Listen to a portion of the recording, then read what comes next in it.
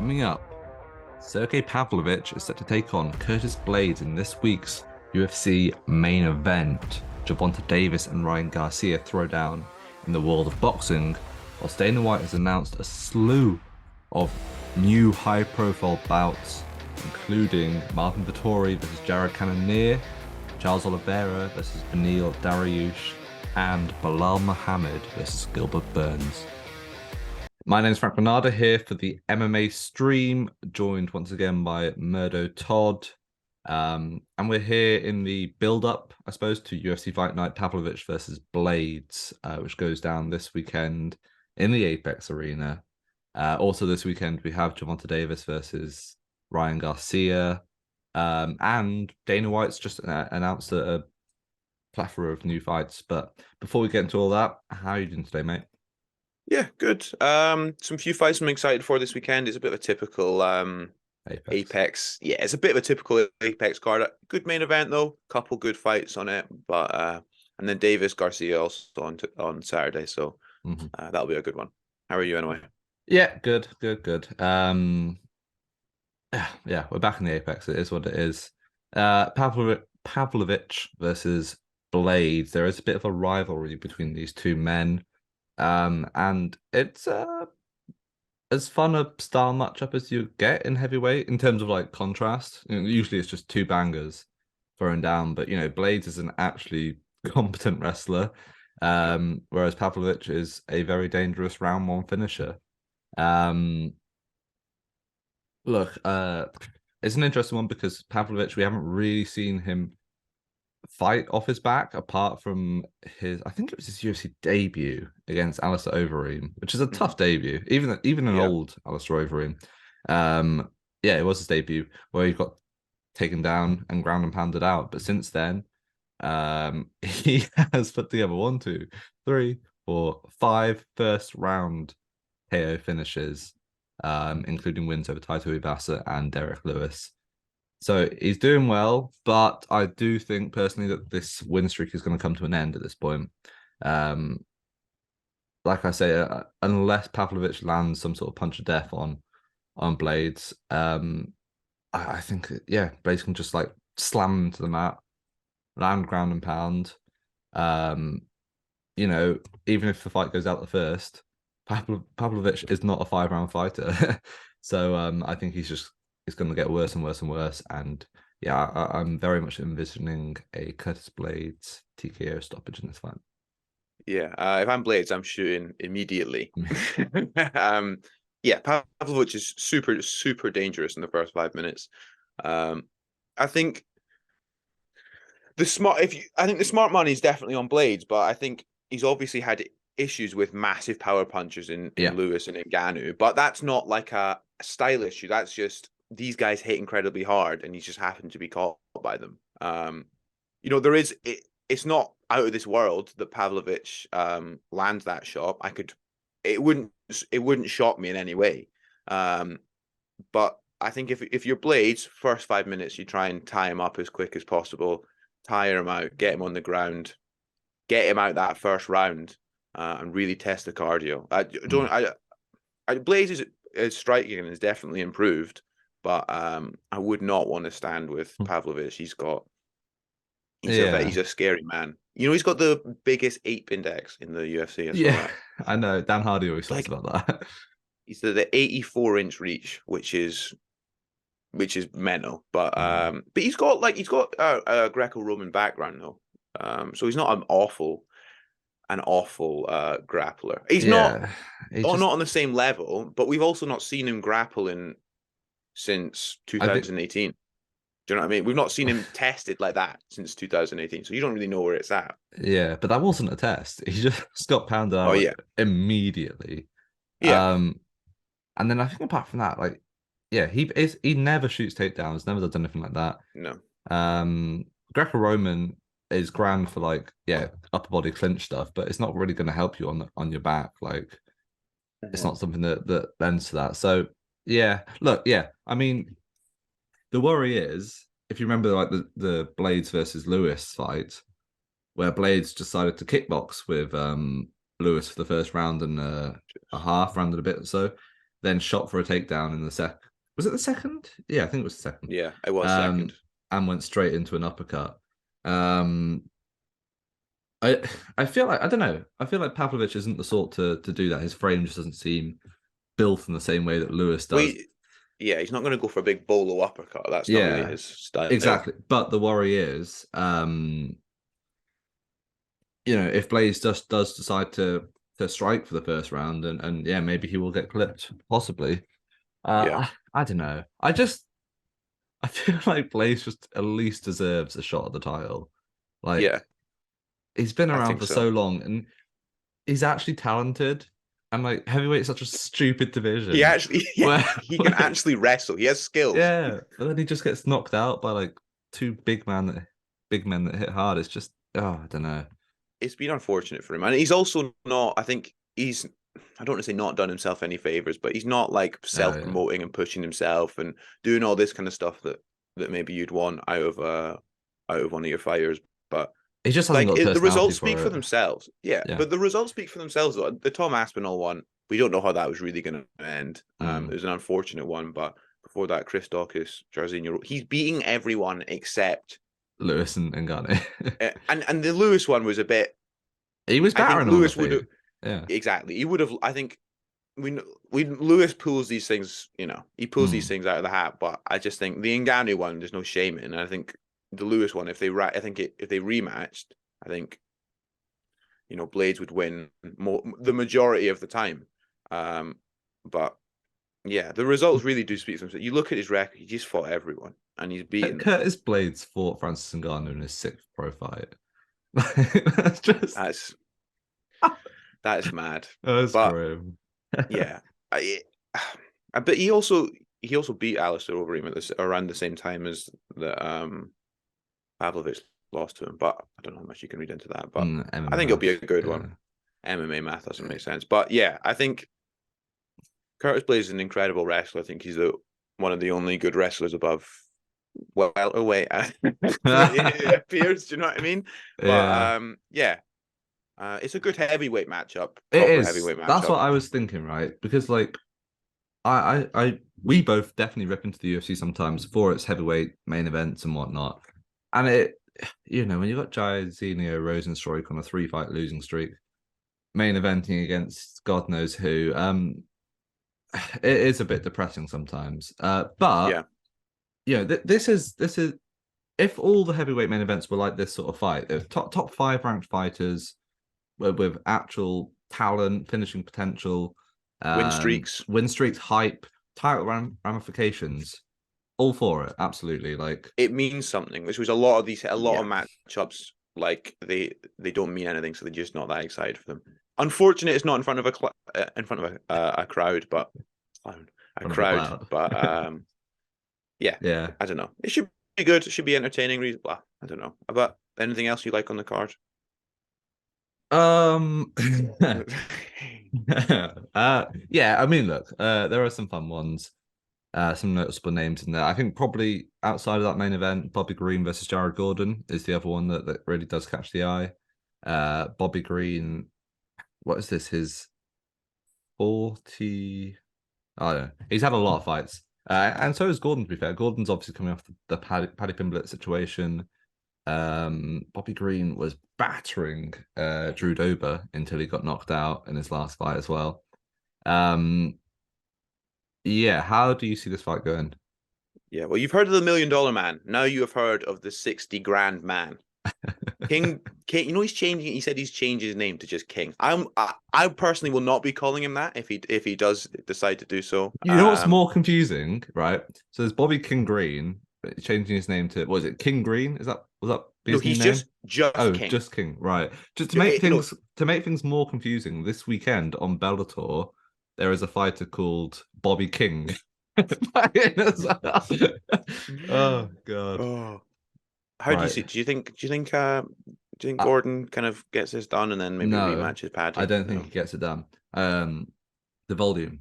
Bobby Green throws in really good combination volume. And I think, yeah, like I said, Gordon's a good fighter. He came very close to beating Paddy. maybe he did on some people's eyes. But Frank wants yeah. to maintain those good relationships. I got an interview with He's Nathan moving to Fletcher. Liverpool soon. I've got an interview with Nathan Fletcher today, so I'm keeping it on. Yeah. Out on Nathan Fletcher. Go check out that interview. It'll be out by now. Yeah. I favor Bobby Green. Jared Gordon doesn't throw enough. He throws some good single strikes, but doesn't really throw in combination. He's not that good a grappler.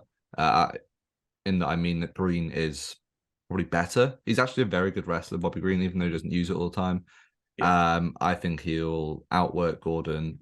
I don't think he'll finish him, but I think just the volume will look very good in his favor for the judges. Yeah, Gordon not a huge power puncher. I think if it stays on the feet, Green is a fantastic striker. Really flashy boxing. I like it. Yeah, I think he probably gets this one done as well if it stays on the feet. But again, I don't think Gordon's a monster wrestler or a monster grappler. He's competent. He's competent. A good all rounder, really. Yeah, he's a good. I think so. Yeah. And you know what? If Bobby Green does win, like we say, let's see Bobby Green versus Paddy Pimblett. Yeah, I mean, is anyone asked about watching Paddy Pimblett fight anymore? Really? Yeah, people are. That's the thing. Like, there is still a bit of intrigue. A little bit, not as much though. Oh no, definitely not.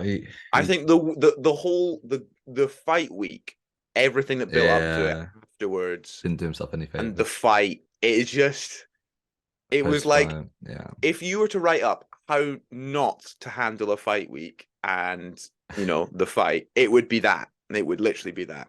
So yeah, I mean, he's injured. He'll be back soon. There's always rumors of Dober, even fighting Dober, rematching Gordon or whatever. I always see these things flying about, but we'll see. Oh yeah, I mean, who knows? For yourself, any other fights on this card that stand out? Brad Tavares, Bruno Silva might be reasonably entertaining. Might be. There's nothing really that's. Oh, Muhammad Usman, the heavyweight GOAT is back. He's fighting Junior Tafa. Yeah. I don't know. Should be. I don't want to say entertaining. I think it'll be. Well, it probably will be, talk about, but just not like. Yeah, it'll not be high quality. A heavyweight debut fight for both UFC debut fight for both guys. Junior Tafa is 4-0. You like to put heavyweights on. I suppose they've already got a heavyweight in the main card, but it actually surprises me that they didn't put Muhammad Usman as the co-main. To be honest. Yeah, surely you can't put like two debuting heavyweights on the thing. No, they definitely would. They would. They definitely would. Yeah, no choice about it. Right. As our residential boxing expert, give us a quick rundown on Gervonta Davis versus Ryan Garcia. I don't really have a read on it, but I know you're very invested in this sort of thing. It's an exciting matchup. Two young prospects, which it's a pay-per-view fight of two up-and-comers, realistically. I know Davis has won titles before, but he's not really hit that. He's not got that big win on his resume. His best win maybe comes a few years ago. Pedraza, I think. Pedraza? The guy fought Lomachenko. That's his best win, and it was a long time ago. He's fighting guys that are coming up smaller, but man, he is super entertaining, gets guys out of there, usually involved in kind of close affairs, then just pushes the issue. Garcia, fast hands, reasonably powerful. Both these guys got big followings outside the ring, a bit of fire, a bit of tension in between this one. I like it. It'd be a good fight. I think you can see guys, both of them in trouble, but ultimately, I think if it's close, if it gets to round 8, I think you'll start to see Davis really pushing the pace on it, and I think eventually he will get Garcia out of there. Garcia's he's a live underdog in this 100%, but there's a few things he still does that. Garcia's left hook is incredible, but it's that closing of the eyes, the non-tucking of the chin that worries me. And I think if you go in there with a a decent enough. Davis a good counter puncher, but he hits like a guy several weight classes above him. So yeah, big boxing event. Finally, a good fight in boxing. But yeah, should be a cracker. Yeah, absolutely. Yeah, I'll try to watch it, but MMA is my thing. Boxing is Murdo's. Then just to round things up, last night Dana White, he announced a sort of a whole bunch of exciting fights, sort of mainlined by Bilal Muhammad versus Gilbert Burns over 5 rounds, as the new co-main event for UFC 288 with Charles Oliveira versus Beneil Dariush being bumped back to the co-main event of UFC 289, which is the UFC's return to Canada, I believe, Vancouver. Yeah. Bilal versus Burns. I mean, I think at this point it's pretty clear that Murdo isn't the biggest fan of Bilal Muhammad. But I never said that. I never said that. I mean, There's no, you can never prove that I said that. I absolutely can. It's on camera, like. And look, it's a good fight. I'm glad it's over 5 rounds because I feel like it deserves to be like a main event sort of style fight. It definitely has title ramifications. The interesting thing about it, at least I think, is with Leon not fighting on the UFC London card in July, he says he wants to fight later in the year, maybe in Abu Dhabi. Could the winner of this throw Colby Covington's #1 contender status into flux? See, I was thinking about that, but I still think they probably go with Covington. I think they've pushed the issue enough. I just think the UFC and Dana White are so stubborn with these things that they will they'll just push it. And I don't think Covington Edwards is a good fight. It'll be entertaining, and I think that build up, whatever. But I mean, I think that's what these guys are going in there hoping for. And they did have to make this for the Canada card because it was awful. It was so bad before this. This really does add to it. But no, this isn't the Canada card. That's the. I thought this was the Canada. I thought this was the Canada. No, card. So this is the Newark. 288. 288 is Newark, which is the Aljamain Sterling versus Sudo. The other one, 289, is Oliveira versus Dariush, which is headlined by Nunes Pena 3. Okay, that's not. Yeah, but they also needed to add something for the Aljamain Sterling one as well. Yeah. But yeah, I think it'll be entertaining. But I think this benefits Burns. Like, I think it all goes for Burns. He's just coming off fight camp. He didn't take that much damage. He'll be ready for it won't take him long to get into that 5-round shape. I think with like Bilal, he's been saying, well, he's been calling for a shot, but then he's going, oh, I want to fight for a world, like, title eliminator, but at a catch weight. That doesn't make any sense.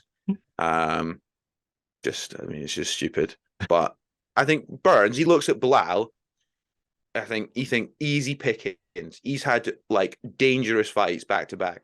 Bilal presents zero finishing threat at all. He is coming off on finish. That doesn't count. That fight does not count. That doesn't count. He knocked out that Sean Brady quit. No, Sean Brady quit. Realistically, I think a little bit. He didn't fire back at all. He got hit once from Bilal Muhammad, and then he's like, oh no, I don't know what to do. Apparently, he's never fought off the back foot before. Apparently, but yeah, I think because people are like worried about because Bilal's wrestling and takedowns, but Burns won't be. And then on the feet, please, Burns all day. How do you see this one playing out? Because Bilal Muhammad's not an elite welterweight, but Gilbert Burns is. That's how it's coming out. To be honest, I haven't really actually given much thought about how it plays out. Yeah, I probably would favor Burns. I think, I don't know. I don't really dislike Bilal, but I have sort of picked against him in like nearly all of his last couple of fights, including the Brady fight. Because he shouldn't have won any of these recent fights. That doesn't make any sense to me. Doesn't make any sense to me. Yeah. Oh no, he dominated Wonder Boy though. Like really, like put it on him. Pressure wrestling. Yeah, It's look, they both have. I think you're right in that Burns has higher finishing potential, but I think they are both very talented in a lot of aspects of their MMA games, which should make this a competitive fight. It's why I'm glad it's 5 rounds because I think they might but well like, cancel each other out for the first round or two and take a few more to get going. Go on. how does like if Bilal wins this, how does he do that? I mean, obviously, boring decision is probably your first. You're like that's the first thing that comes to mind. But how does he win if he does win? I don't know. Just put the pressure on Burns, I guess. Like, because he can do But that. He's able to fight at quite a high pace. His cardio is good, yeah, and he can definitely try wrestling Burns at least. try. But like on the like he's pressuring him, but Yeah, what's the end goal? He's not gonna. I think Burns is the better striker, more powerful. yeah. I don't know. How is Burns at striking off the back foot? That's the question. I'm That's trying to true, but think of like good examples of it. Because like the does hands up fight Chimaev? was they just met in the middle, Yeah, like that's true. smashed together. But I Uh, just yeah. I think the because when I do think about the Chimaev thing, I think that was impressive. So when I Crazy. think could he beat Bilal Muhammad after nearly beating Hamzat Chimaev? Yeah, probably. I think so. Fair enough. I hope so. I mean, no, I've got to no. I think it'll be a good one. Quickly wrapping things up, the other fights announced were Marvin Vettori versus Jared Cannonier for a UFC Apex card in June, and one of the most bizarre headline fights we've had in quite a while. Sean Strickland versus Abus Magomedov to headline the July 1st card, also in the Apex. Uh yeah. That's like a What? short notice fight. That's like a short notice main event. Do you know what I mean? Yeah. I mean, yeah, Magomedov's had like a lot of fights fall through, but he's only had one fight in the UFC where he front kicked Dustin Stoltzfus. So yeah, bizarre. Just makes Yeah, no weird. sense. Not It was like ranked. Dana Yeah. White just chucked it in there like we wouldn't notice with these Yeah, other. he said it really He's quickly. like, He's like, Abus Magomedov, the guy yeah, that no one you're like wants to what? fight. And straight on to the next one. Yeah, I think it's typical main event really for it's like Apex main event, But Strickland's good ranked for Strickland. seventh he's ranked, and he's fighting a one and no It guy in the makes UFC. it makes no. But for him, he's staying active. He's probably getting paid. Good Oh for yeah, Strickland. It's an easy. I think for him, he's looking at this easy money. That's what he's yeah, thinking. And I think there is something to staying active. When he yeah. stepped in against Imavov, and he won because he stays active. He's always. And I think other fighters should take note. That's Mm, another. I don't know, because people they don't want to take these risks and they want to sit out, but for your development as a fighter, I think it's so much better for you. yeah, yeah. Weird. What about the Vittori? Vittori Cannonier is just like I it's just mean, a typical. It's a middleweight. yeah, It's fine. whatever. It I doesn't just excite me in any way, not really. in the slightest. No, it's because Vittori can't get knocked out. It's just like, It's impossible somehow. yeah, and like it's kind of fun, but not really fun enough to get me like out my seat. So it just ends up Yeah, being like, I don't know. Yeah, I just don't care. I'm just not. It's And that's hit just yeah. I think. Do you think who do you think will win though? Vittori. Yeah, I think so. I think Cannonier's getting on a bit now. He And I really just think is. Yeah, he's he's pushing not had a 40. finish in a while. He's not going to finish And the Vittori. Strickland, he was just looked a bit flat against Strickland. Oh, that was Just not that yeah, impressive. Not that yeah. I impressive don't to know be if he was honest. like But fighting down Strickland's not level, but fight style or something. I don't. Yeah, it was weird. yeah, Um, yeah, I think that wraps things up. We'll be back on Sunday, Monday, something like that, to sort of review the events of the weekend. There is also like the double header Bellator card in Hawaii, so Rafian Stotts versus Patrick Bix on that, which is a fun fight. good one. Yeah. But we'll be back. As always, find Murdo on Twitter, Murdo_Todd. Me, I'm just at Frank Bonada. Subscribe to the MMA stream, and yeah, we out.